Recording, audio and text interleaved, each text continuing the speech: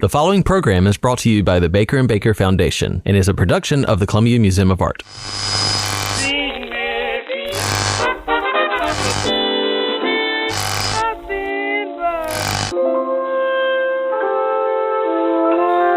Hi, and welcome to the More Than Rhythm podcast.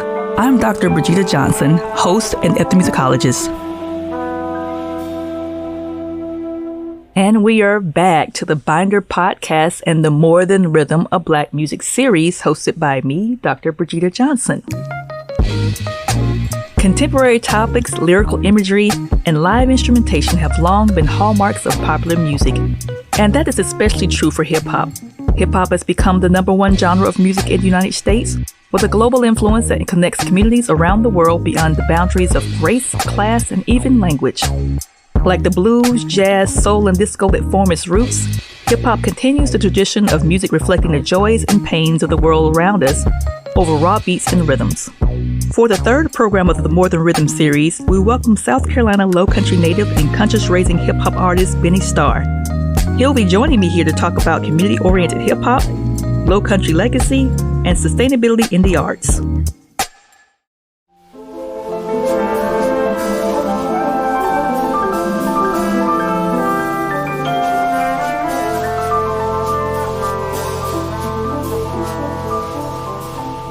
Black music and Southern culture intersect with deep roots in hip-hop, gospel, jazz, blues, and rock. They're woven together with rich history and storytelling that elicits a quest for a higher calling. The same rings true in the music created by South Carolina Lowcountry artist Benny Starr. His solo project, A Water Album, was recorded live with his fellow bandmates, the 420s, at Charleston Music Hall and was released on Juneteenth 2019. Following the release of A Water Album, Benny Starr has been featured in the Oxford American's yearly Southern Music issue and made history by becoming the first hip-hop artist to perform at Spoletos Festival USA.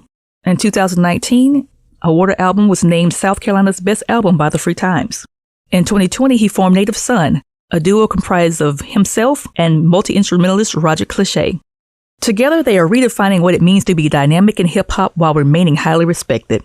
Their sound has been described as emerging of the comforting allure of breakfast at grandma's house with the triumphant command of a revolutionary's chant. In 2020, Benny Starr was the inaugural U.S. Water Alliance's One Water Artist in Residence. Starr was named one of GRIT's 50 Fixtures of 2021, which spotlights emerging leaders in climate, sustainability, and equity who are creating change across the nation. So hip-hop this year is roughly 47 or 48 years old. Mm-hmm. We kind of trace the roots of hip-hop back to that corner of Cedar and Sedgwick in the Bronx in 1974 when, cool DJ Hurt first did the merry-go-round and started beat juggling, and then we kind of blossomed from there. And so when I think about my first memories of hip-hop, I grew up in the 80s. I was born in the 70s, but grew up in the 80s. I remember hearing some of the first kind of commercial records that kind of hit out on hip-hop, like your Rapper's Delight, of course, and some of your early Salt and Pepper songs, your Run DMC. What were some of your first memories of hip-hop as this distinct genre? You listened to the radio or listened and you heard this thing called hip-hop. What were some of your earliest memories of hip-hop? That's a great question. I was born in the late 80s, so I grew up in the, early 90s. And I remember very distinctly, Outkast, Elevators. I remember. Me and you. Right. Your mama and your cousin, Your mama and your cousin, too. I remember that very distinctly. I remember Tupac, my late sister. She was 3 years older than me. And she was a huge Tupac fan. So I just remember Keep Your Head Up. I remember all Tupac's records. I remember a lot of Scarface, a lot of Nas, the Fugees. Definitely, yeah. And then as time went on and the internet became a thing, I remember back then it was dial-up really early. Oh, yes. And we were starting to download music and get access to music because I grew up in a really rural area in the Lowcountry in Berkeley County. And I just remember the first time I really heard I Ain't No Joke. I used to let the mic smoke. Now slam it when I'm done and make sure it's and I was like, who is this? And I was like, this is Rakim. And I was like, this came out around the time I was born, and the way he sounded. Right. Because we had an idea of the way hip hop sounded from that period. And it didn't really sound like how he sounded. Not all of it. Right. He had a very distinct style in his lyrical delivery and his patterns and schemes. Definitely. So that puts you around basically growing up in the golden era, as they call it, of hip hop. Definitely. And having Rakim pulling you back to that time period, because he predates them a little bit, but he is that kind of is the God MC, you know. Right. And as you mentioned, that delivery, you know, there's lots of types of hip hop going on in the 80s and 90s, but Rakim was one of those ones that kind of pulled you in. You mentioned his delivery. What about his delivery kind of captured you? I'm just like a sucker for stories and the backstories. I read a lot of autobiographies of musicians, biographies, documentaries. I just get lost in all of that because I love the stories and to learn more about the process. So listening to Rakim and understanding that he was somewhat of an outlier in the 80s, to be able to sound like that and to put those schemes together and to kind of change the trajectory of what MCs really decided to sound like. Because when I was young, I was a huge Nas, Tupac, you know, it was something about that because I was really into literature. I would write short stories and writing poetry. And I just love the use of voice as an instrument itself. Right. And Rakim just had a way of the marriage between him and the beat and his style and the way he utilized his voice, the tone of his voice. It was so relaxed and so calm, but it evoked so much and was so descriptive. I just remember being pulled into really trying to figure out the origins of hip hop and how those origins that influenced their styles connected to previous genres of music. Definitely. When we think about Rakim, and I love what you said about, you know, how you build a rhyme. And so it's not just about rhyming the N words or getting catchy hooks or, you know, catchy choruses. The idea that Rakim and the people who, you know, looked up to Rakim, I think about people like KRS-One. That's right. And Chuck D, who would, you know, they're rhyming, but they're talking to you. That's right. You know, they don't have to yell it. Like you said, his voice, he can be very commanding with his voice. That essence of when we say MC is microphone commander. Come on. And sometimes people think command means yelling at you and being loud. That's think right. about LL, I'm bad. Yeah.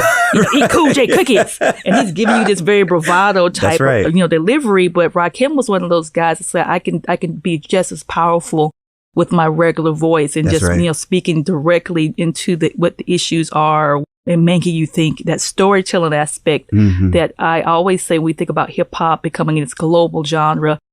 It's because of the storytelling. I'm down south, born and bred. The fish and grits is the balance of the shit that's going on in my head. Okay. Fish is like the rich is, where we headed, or where we stay like a fillet, we getting breaded. Whether sauteed or deep fried, long as what you gotta move getting approved and the streets buy it. We in the slums for the crumbs, but with that said, it's bread, but believe niggas riot before we diet. More important than the seasoning is your reasoning, when the kids feel like nobody believes in them. Brothers trying to be a god, but they ended up Achilles for stacks in the 7 series. They told me money was the root of all evil. It's more frightening when niggas don't want no enlightenment for their people. It's just thoughts over breakfast, so get the message if you choose. Flip the script, fish and grits, orange juice. Let's go. I remember listening to the Water album from 2019 and noticing how you also remind me of the spoken word traditions of the Black arts movement, where you can hear the poetry and sometimes you even stop and go back and, you know, do a lyric again for the crowd so they can really get the lyrics, you know, love the music, love the sounds, love the rhyming, but then going back to sit with the lyrics. Right. Very much like poets would do in the 70s, your last poets and your, you know, Nikki Giovanni's, they'll just sit with these words. That's right. How do you as an artist, or how is it important to you as artists to kind of bring the people in your live shows? It's incredibly important for me. And this is one of the reasons why I think I connected with artists like Rakim, Nas, 3 Stacks, because there's a myriad of different MCs stylistically in their delivery, just the tone of their voice. Some MCs are more animated. That's not necessarily me. And I always wanted people to hear what I'm saying. And I wanted to make sure that what I'm writing would be layered enough. So there's a meaning on the surface, but then there is a layer of meaning beneath that. And there could be layers of meaning yet to be realized when one listens to it and has that experience as the listener, connecting with the music and then imagining what that could mean for them. And so I always want to be in conversation with my audience. I always want to be in relationship with them. So my life experience is born out of like this Black tradition that I try to go back and study, from gospel to jazz and blues and soul and all these different genres of music, and figure out ways to intertwine them into my delivery, into my rhymes, into the marriage between my lyrics, my delivery, and the music itself. It's a puzzle, so to speak, but it also makes room for some of the mystery. You know, it leaves room for interpretation for the listener to actually take it where they think I was going with it, and be curious about where actually I was going with it. But I love to just be in conversation and be in relationship with my audience, whoever that listener is, because it harkens back to, like you talked about, that Black tradition, the Black vocal tradition, that spoken word tradition, call and response. You know, we grew up in the church. It's something about that changes the dynamic from just a show to an experience, and they leave being able to take things with them, go back to that experience thinking there was a connection that happened. I love all the words you're saying. This is literally, my students should be listening to this like, oh yeah, we talked about that in class. The call and response, the communal aspects of a hip hop show that sometimes you can't get because people are so focused on the show. Yeah. And the care that you take when you like go back and do a lyric or peel a lyric, because sometimes your lyrics are very poetic in their layers and the metaphors. And sometimes people say, oh, that's a great love song. You say, well, actually I was talking about Charleston. There you go. And then people are like, oh my goodness. And then you go back and say it again. So it allows them to kind of process it a different way the second time around. You know, you mentioned the voice as an instrument, the voice of the sound, and marrying your lyrics to the sounds. And so as I listened to your albums, I thought to myself, I was like, this is basically where you have a concept of soundscapes over samples. Yes. Because we love talking about hip hop and samples and sampling and getting these catchy samples and layering and throw them in there. But when I listen to your music, it's very much a part of this live music tradition of hip hop. You got your bands flowing and you're matching yourself to multiple genres through live instrumentation. Yes. So you think about people like the Roots, of course. Yeah. And you think about, I remember this LA underground artist, Medusa. She's known for her like freestyle as well as her battle skills. But she was one of the earliest artists I saw with like a band in LA, even before the Roots, right? Right. And so this idea of matching the voice to other instruments and being very versed in other genres, giving you a sonically holistic approach to hip hop. How did you get to this sonic approach? I think it was a journey. Where I'm from in the Lowcountry at the time is really rural, where I grew up, Pineville, South Carolina. And music infrastructure is still lacking in South Carolina. So there was not necessarily, of course, there were independent artists who, if you grew up in the Lowcountry, you knew their names, you know, Pacino Dino, Fat Boy, Mr. Taylor, like legendary artists. At the same time, it took me a while to even realize that an artist was what I was. So I didn't realize that. It didn't begin to actualize until I got to college in the upstate of South Carolina at USC Upstate. And I was there for like 2 years, and then I left. I was like, I can't really do this anymore. There's something else in me that I have to get out, that I have to express. And my friends kind of rallied around me, and we went to studios and looked for producers. And I was grateful that the producers that I was able to meet and the engineers I was able to connect with, the studios, they allowed me to really dictate the sound that I wanted to. And that was really important for me because I've always been chasing a sound that I hadn't heard yet. I knew certain elements that I wanted to include. Right. I wanted to sample. There's something about 70s, the music in the 70s, the bass lines, the horns, I'm talking Philly International, you know, funk. Right. Oh, it's something about that. But the stories, again, I've always been a sucker for the story. So I'll go back and connect all these dots. I remember reading Rakim talk about using his voice and his stylistic delivery and his patterns as if he was a jazz horn player, which is very interesting. I think he mentions Coltrane in an interview or two. And it's so interesting because then when I go back and read about Coltrane and they're asking him about his style, he's saying, I'm playing as if I were a singer. Right. So all these different tidbits that you pick up and you study from these legendary artists helps you to develop your own style and continue to seek it out and continue to evolve it and pull in different musicians so that you can continue to refine and journey on through music, because it's no fun. It's not fulfilling just doing the same thing. My people, hold on. I want all of y'all to hold on. We've been going through so much. Sometimes we just gotta find a way to hold on.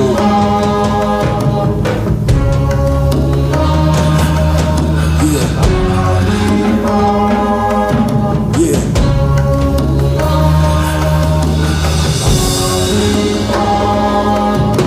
My people,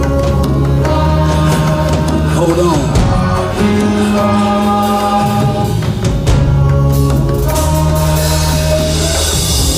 What I noticed from some of your projects is I almost want to call it a true collaboration. I want to make sure I explain what that means. Okay. A lot of people don't know today in a lot of music and also in hip hop as well. A lot of times you hear features. Yeah. They aren't really collaborations. People do their rhymes. They send their verses off in a file, in a phone or email, and it gets, Dropbox to somebody, and they put it in the record. Yeah. And so now that artist A has a record or feature with so-and-so, and they never were in the room together. Yeah. They just send their verses off, and some producers pick the ones that are, match the best with the beat. Right. The sitting in the room together, part of collaboration of music, you don't have that. And in some cases, for example, I'm not going to pick on Beyonce, but I'm going to bring her up. Okay. I love the Black is King album. It's awesome. There are a lot of artists from the continent on that album. Right. But most of them weren't in the studio with her. Right. They sent things in, a few of them got the chance to be in the same room. I believe so. But yeah. a lot of them did not. Right. They just sent stuff in, and they were like, they found out when the album came out where their parts were. Right. And that's great as far as representation. But when you think about creating a type of music and type of hip hop where you're sitting in a room and, like you said, you're finding your sound, you're finding what the story is, that's another kind of collaboration that a lot of music's not doing, regardless of genre. It's just like, it's now it's files, it's megabytes. But when you see people perform it live, oh yeah, and there has been true collaboration, it comes out in the live performance. Nothing like it. How do you think about your collaborations as far as, because I know you have a lot of them, and I love how you give homage to those. You don't just say features and whatever. You really talk about where the people are from. How do you feel about collaborations in this contemporary time? You know what? I feel like process is just as or more important than product. And with me believing that, I've done my share of sending in a verse. Someone may be out of state. We may have some distance between us, but that can't come unless we have a conversation. But typically, I would say probably 90% of the collaborations I've done have been, let's get together, because so many things happen in the studio. I'm not the type of artist who goes in there thinking like, I'm the artist, I'm in charge, this is my record, this is, you do this, I like to make people feel very comfortable. What do you need when we're in the studio? What times work best for you? So when we get in there, what are you thinking? What are you feeling? You like this chord? You like these drums? We can switch the drums for your part. I ask for feedback. You like this verse? Does this verse make sense? Is my delivery okay on this? I want to make the best possible record. And I think sometimes ego can get in the way of wanting to do it exactly like you want to do it versus what's best for the record. And the process, again, that process of actually collaborating with somebody. We all have our egos, so we can bring that in here with us. But there's an element of, like you talk about, being in community with each other and making people feel so welcomed and feel so valued that they end up giving you the best that's inside of them for this collaboration. And the way you honor that going forward is you create something that's going to be in the ether. It's going to be in the world forever.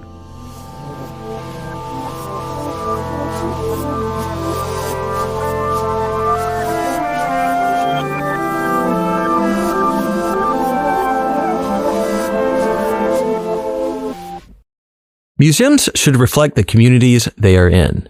The CMA strives to achieve that goal not only in the art collected and shown, but also in its programs and presentations. And I can think of no better example than More Than Rhythm, a Black Music Series. More Than Rhythm returns for the second season with a special performance from South Carolina native and globally recognized blues musician Adia Victoria.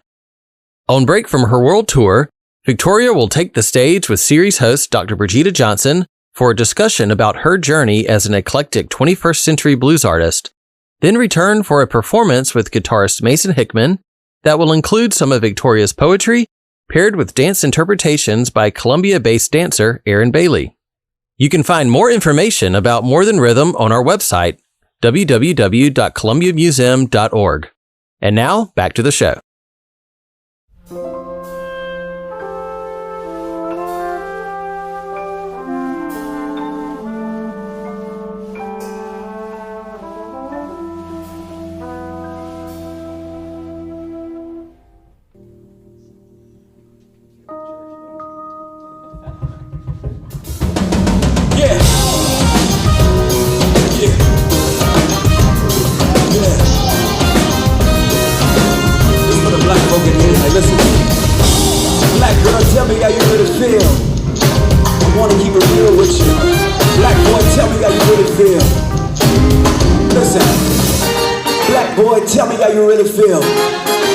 I just want to build with you. Black girl, tell me how you really feel.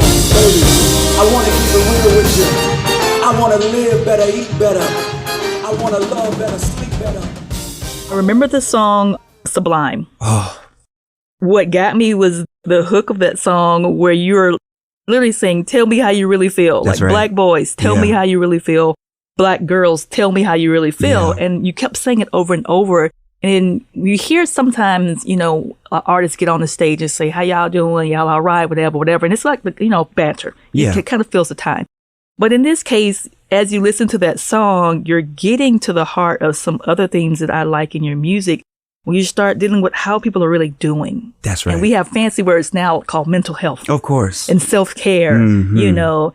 But this idea of an artist checking in on the audience and getting people to look towards, okay, great, you got a good job. Mm-hmm. You're making marks economically. You're doing these things. You're aspiring to these kind of external things. But how are you really? Right. Sometimes we think about revolutionary hip hop or political hip hop as like these large, massive movements. We're going to do voters' rights over here. We're going to do these. We're going to break down these types of systems over here. And then the other revolutionary is the individual internal, revolution, the mental health space, the health care and the knowledge of self part of the experience, of the Black experience, and checking in on what now we call depression. Yeah. Checking in on those expectations. You have to do X, Y, Z in order to live up to the X, Y, Z standard, or the whole Black community is going to, blah, blah, blah, blah. Right. So really digging into that as an artist, that's why I call it revolutionary. Because oftentimes we think about, these, like I said, these larger movements, these laws and campaigns, but no one's going back and checking on the mental well-being of the revolutionaries. I'm so happy you brought that up. Two things. The first thing is I had no hook for Sublime. I think it was going to be called something. I think it was going to be called like real estate or something like that. A play on the word. But it wasn't until I got with the band. I got with 420s. We were all in the house rehearsing, and they started playing a groove. It was the groove. Aaron Mack, a producer, produced the song originally, and we transposed a lot of these productions to convert it into this live concert feel. And when they started playing certain rhythms, I remember we were in rehearsal, and I remember telling them, y'all, I don't have a hook for this, but let's just run it. I have my verses. And again, going back to what happens when you collaborate, as we're playing and I'm going through the verses, I'm thinking in my mind, okay, after my first verse, I'm going to just put a placeholder here, whatever I'm feeling. And it just started to come out. Black boy, tell me how you really feel. I just want to build with you. Black girl, tell me how you really feel. I want to keep it real with you. And that was one of the first times after like 10 years of doing songs where I really began to feel like, because this was so different, it's a live album, I'm in here with these musicians. The spontaneity, the improvisation, it happened. And I remember when I'm saying, that's the hook. You should keep that. And I kept that. And what I realized about that album, I love that you talked about this revolutionary heartbeat. And we have all these names for it now, but I think in previous albums, I would always kind of allude to conflicts of feeling inside myself. I would allude to wellness and being afraid to use words like depression. Right.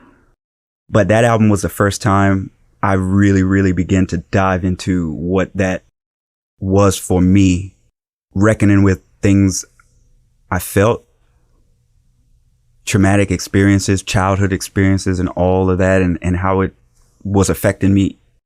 So like throughout the album, you know, there's war, and I'm alluding to it because I'm like trying to make sense of it. Even at times now, I'm still trying to make sense of it. Resurrection is like, I've died several times, still I rise, you know, like picture me naked, sacred, sublime. Right. Or nostalgia, I'm talking about this sort of like spirit transmission, like in the orb of the water womb. I absorbed nautical notes frequently from my folks, and as the presence of my pop's bass faded, my mom's vocal became jaded. I felt what she felt, you know, knowing this finite confinement is winding to its climax. I'm talking about maybe even in the womb, the stress of these two burgeoning, beautiful Black folks still had a way of affecting me. And I'm just smile, you know, I'm talking about this conflict of feeling that I have. Like sometimes I'm not okay, even now, reckoning with how all of that affects you and then the path forward. So I think that's incredibly important in the music. And as much as I love hip hop, and I've seen it demonstrated several times in hip hop, I always go back to the ways in which jazz artists, in a world where, you know, a lot of Black men like myself, we're trying to create our own definitions of what masculinity is, right? Right. And when you go back to these jazz artists who are playing these incredibly fierce, tender, or vulnerable music, these soul artists who are like lamenting over lost love, over heartbreak, over the impact of just what it's like to be Black in the time that they're living in.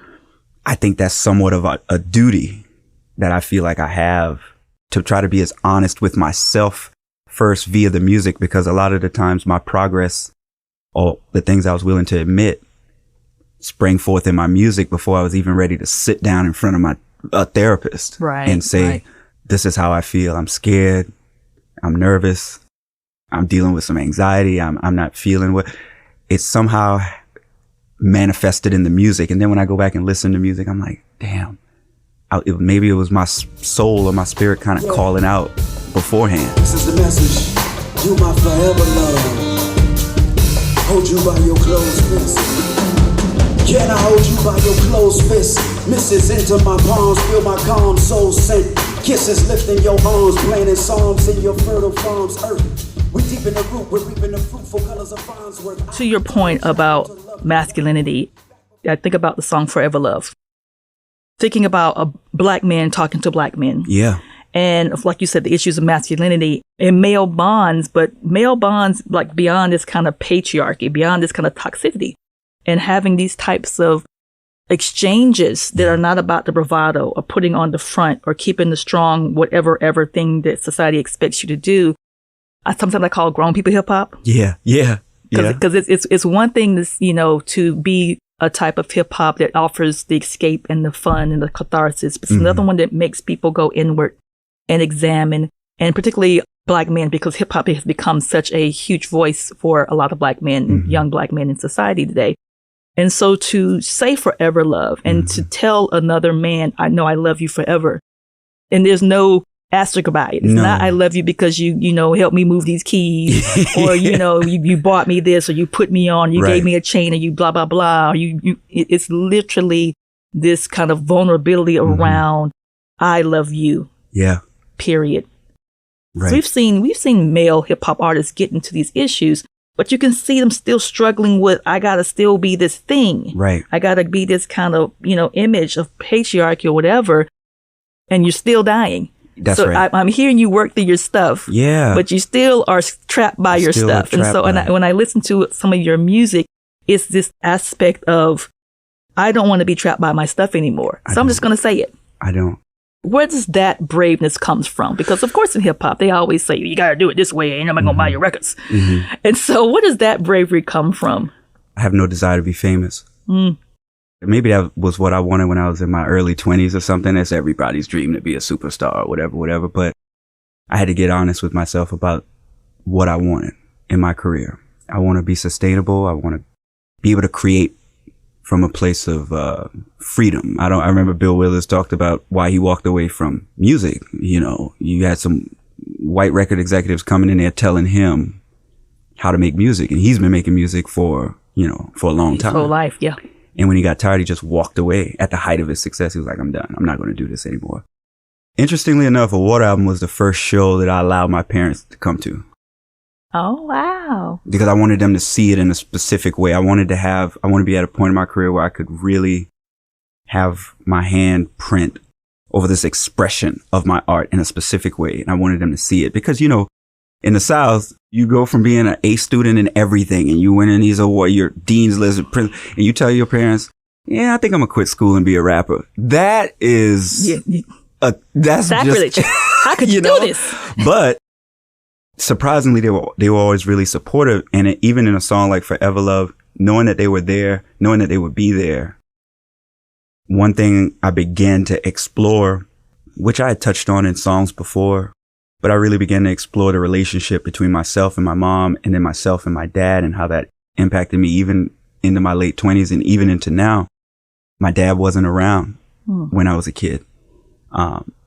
It was years and years later that we really committed to each other to work on our relationship. And since then, it's been beautiful, And my mom, strong, hardworking. I would say her love language, the way she would love us as kids, was more so, I'm providing for you. Okay. Discipline. You come in this house with A's, you don't necessarily get a hand clap. That's what you're supposed to do. Right. As I began to get older, I began to have more empathy. Again, working through my stuff, because it isn't always like that. Right. It doesn't always start with a lot of empathy. All you can think about is, I wish this was different. I wish this relationship dynamic with my parents was different. But as I began to explore and understand, these young, beautiful, burgeoning Black adults growing up in South Carolina in the 60s and the 70s and the 80s, I know how hard it is for us now. I believe in multiple truths. I wish this would have went different, but I also am extending a certain amount of grace and empathy to y'all were kids. And the third thing is, to answer your question, I don't think hip hop artists often get enough credit for our songwriting ability and the intention that we put into it. Right. We're seen as rappers, MCs, but we are songwriters. Right. And with Forever Love, I'm always real intentional about the first 4 bars in a verse. And I thought about my mom and the way in which the relationship with my mom up to that point and even still impacts the dynamic between me, myself, and women. So that the line was, can I hold you by your closed fists, missus, into my palm, feel my calm soul sent kisses. When I think of that closed fist, I think of my mom. She was strong. I don't think maybe I was 15 or something before I saw my mom cry ever. She was just a strong, tough lady, and still is. And when I thought about how to start that verse, the second verse, I thought about my dad and how I'm 20 something years old, and we find our way back to each other, and we're saying yo, there's nothing that's going to make up for the lack of presence. But we can commit to what we're going to do going forward. So those lines of can I embrace you with a spirit bond? My brother don't mean no harm. They were top of mind when I was writing. And then I'm thinking also about other brothers that I'm talking to, other sisters that I'm talking to, because there is trauma. There's complexity in our relating, how we have related to each other and throughout our lineage based on everything that we have gone through. As Black people, it's not perfect, but it starts with that love. It starts with that embrace. It starts with some sort of acknowledgement. Play me the chants of local brothers marching. Play me the vocals when the babies cry. Play me the haunting screams of our queens. Then play me sirens when there's homicide. Play me the chord progression of oppression. Play me the drum rolls of untolds. Play me the brass when they're gonna pass. Play me a symphony to hit my soul. Play me lyrics by the greatest artists. Now play me scenes from the... It seems like you're also an MC who does reading and research and just getting into other forms like literature, and that also being something that influences or kind of waters what you do as an artist. I think it's really informed, to be honest, being a black person growing up in South Carolina, I'm a black man. Mm-hmm. It's been tough. Mm. So as you're trying to reconcile the ways you feel and the things you experience and how that has informed your behavior and your own varied forms of self-destruction, I think one of the most important things that I could have done and continue to do is immersing myself in the theory and the stories and the writings of black folk who came before me. I try to immerse myself in the writings and the viewpoints of all of these people who came before, because I don't believe any of this is new. It evolves. Of course, that machine, the system, will evolve to meet the needs of the moment, to do the same thing that it did to my parents, my grandparents, their parents before them. And I think when you do that earnestly, it has no choice but to bleed through into your music. And I want to write songs and create art that illustrates whose shoulders I stand on. Right. Because someone listening to that may be their introduction to James Baldwin. Let me pick up that book. Lorraine Hansberry, Little Rain from Heaven. It's Lorraine Hansberry. Why would you mention Lorraine Hansberry? Hip hop did that for me when I was a kid. When I would listen to these lyrics, I was like, what are they talking about? Yeah. And then I would go and research. And I was like, oh my God. Right. I want to continue that tradition, because that's a part of going back to that black tradition we have. Right. Oral history. Mm-hmm. The griot. Exactly. The storyteller. We have an obligation, I think, as we pass our own stories down, we have to continue to do our best to pass down the stories that were passed down to us and that have impacted us, to intertwine it in our lives. I love how you emphasize being from South Carolina, because when we think about this series that we're working on, or the series that we're doing, of course, we are talking about Black music traditions in America. We're definitely giving homage to the Southern traditions, but talking about South Carolina and particularly the Lowcountry as this gateway to a lot of their Black experience. You're from Berkeley County, Pineville, and you're basically, 2 pebbles throw from where those ports are in Charleston, That's basically. Right. And for people listening, Charleston was one of the largest slave ports in America. Between 60 to 80% of the Africans brought to this country came through Charleston. That's right. So you think about the millions That's right. of Africans that come to the so-called New World, and the hundreds and thousands that come through that one port city. Yeah. The idea that growing up in South Carolina bears that legacy.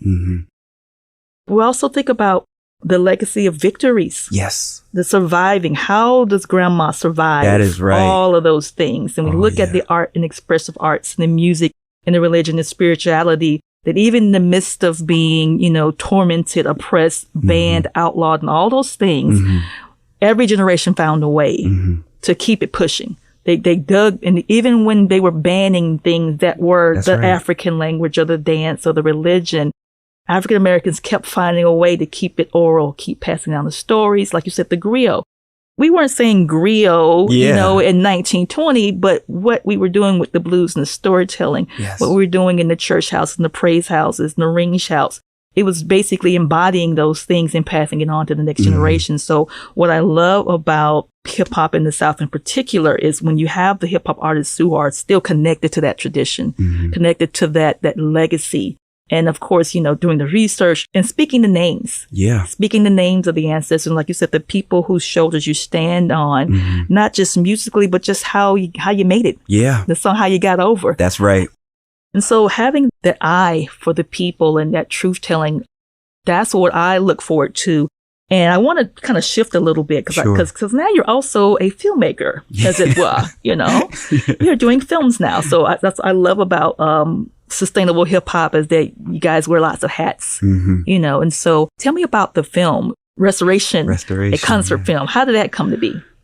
During the pandemic, actually, or right before the pandemic happened, the folks from Acres of Ancestry Initiative were starting this Cancel Pig for Debt campaign for Black farmers who have been discriminated against and continue to be discriminated against by the USDA, and, you know, not getting loans approved, getting half of what you requested approved, getting your loan approved late as a means to basically steal Black land. It's violent, very violent. And of course, we know the pandemic exacerbated any existing inequities, injustices, discrimination that had already been deeply entrenched. The pandemic brought that to a head in severe ways. And we as Black people know how that has impacted us in many facets, many different across industries and just with our well-being. So they were trying to develop this popular education campaign. They're both movement attorneys. They're attorneys. We began to talk about what would that sound like? Would you be open to working with us and collaborating with us on something that would help us champion this cause?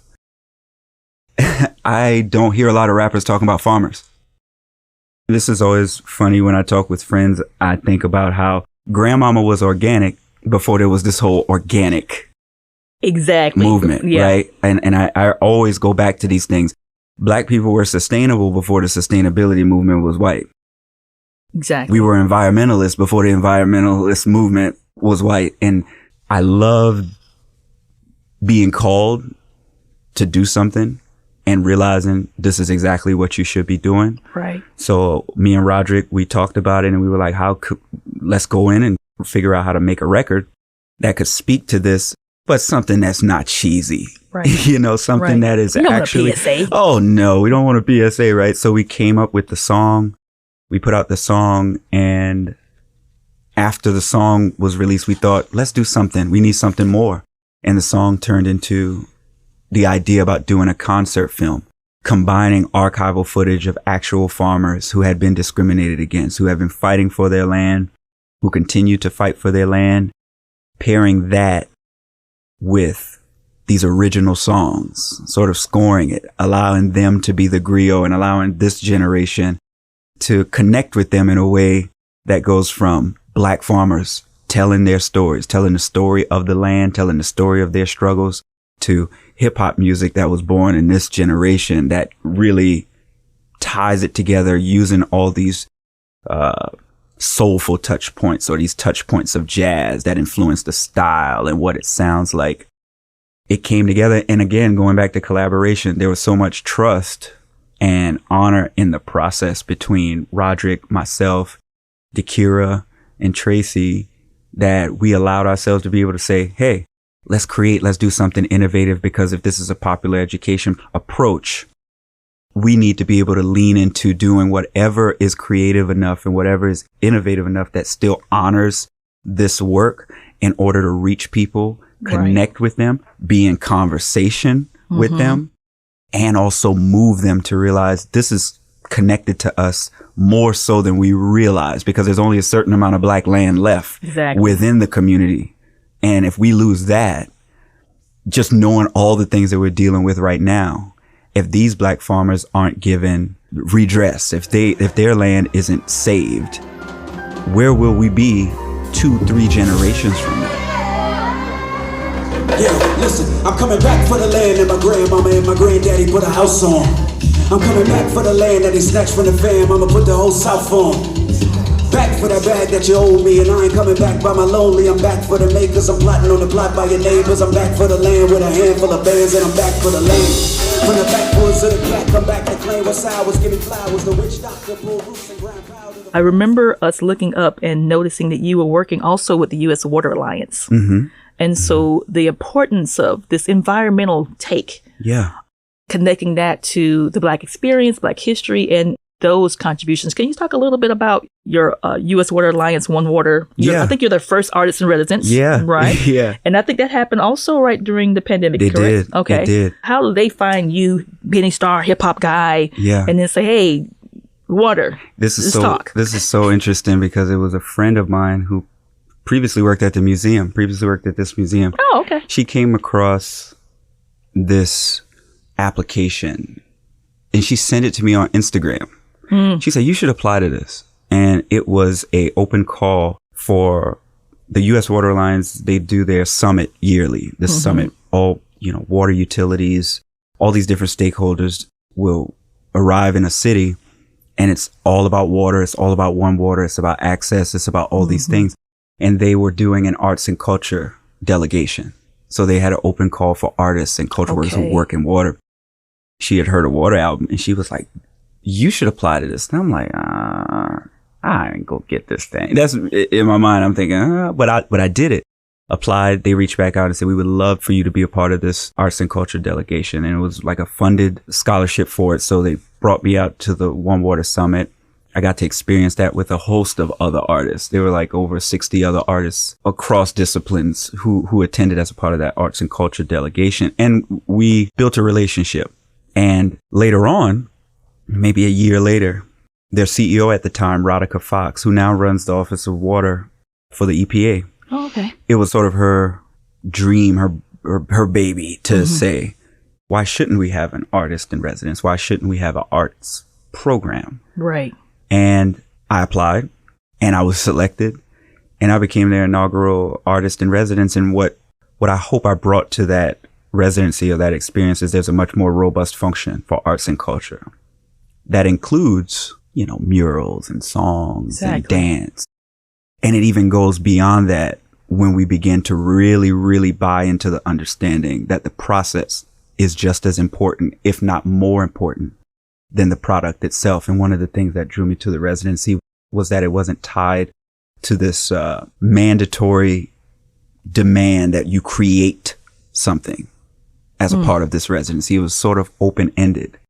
Like, come in, have your exploratory phase, immerse yourself as much as you would like to in understanding of the sector of this organization.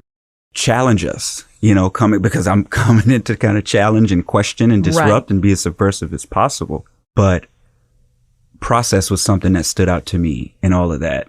The culture that I come from, the culture that exists in the water sector, why the water sector looks the way it does. Right now, it's very white, very male, with something as important as water.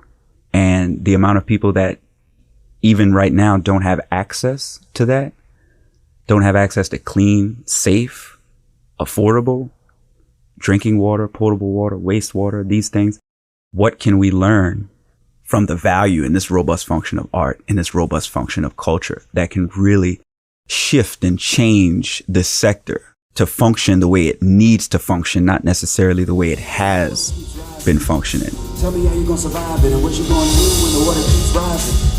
How you gonna colonize it? What you gonna do when the rain brings heaven down to the hell that they raised up all around us? What you gonna do when the water keeps rising? Realizing that the water won't drown us. What you gonna do? Yeah, tell me right now. What you gonna do? We're recording a podcast now, but you're going to be actually spending 2 days with us. Yes. So the first day, we're going to have a film screening so we can all get to see Restoration, the concert film together. But on the next day is the live show. Oh, yeah. This is Benny Starr in the 420s. Yes. The music is just going to be really, it's going to span the spectrum of sound. I love it. And genre. And it's going to be very black. For Black Music Month, definitely. For Black Music Month. It's just Northern Rhythm, a Black music series. Yes. We want to do that. And it's a celebration. I hear it being a celebration. I'm very excited. Yeah, me too. And of course, in our podcast, we're going to have a couple of snippets in there so people get to relive it. So thank you for coming. Thank y'all for having me. And look forward to seeing you again in a couple of days. Yes, I look forward to it. Thank you so much, Dr. Johnson. Thank you, Benny Starr.